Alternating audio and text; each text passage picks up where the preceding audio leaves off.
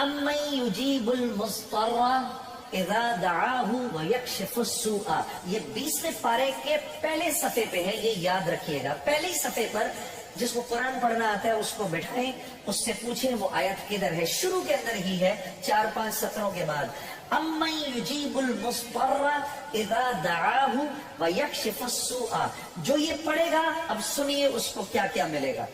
سب سے پہلے کہ اس آیت کو جو ہر نماز کے بعد پڑھے گا، اس کے بعد اگر وہ دعا کرے گا، اللہ رب العزت فی الفور اس کی اس دعا کو قبول فرمائیں گے۔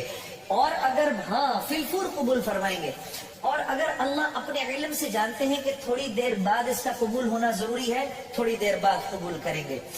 اس ورد کا کرنے والے کی اولاد کو اچھے رشتے ملیں گے۔ جو اس ورد کا اہتمام کرے گا ہر نماز کے بعد ایک دفعہ، اس کو یا اس کی اولاد کو اللہ اچھے رشتے دے گا۔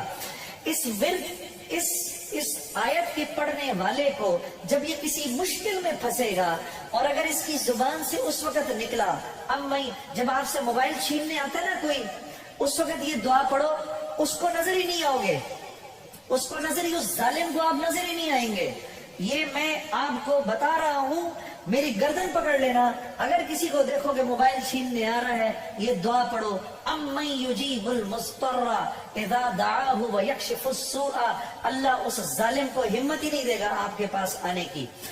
جہاں اور اگر کوئی غم مسلسل 6-7 دنوں سے آپ کی طرف متوجہ ہے، کوئی خوف یا کوئی غم آپ کی طرف متوجہ ہے، ماں باپ میں سے کسی کا انتقال، بھائی بہنوں میں سے کسی کا انتقال، اولاد کی طرف سے کوئی غم مل رہا ہے، اس کا ورد بڑھا دو، اول آخر 11 دفعہ درود شریف پڑھ کر اس کو 300 دفعہ دن میں پڑھو، اللہ اس غم اور خوف کو دور کر دے گا۔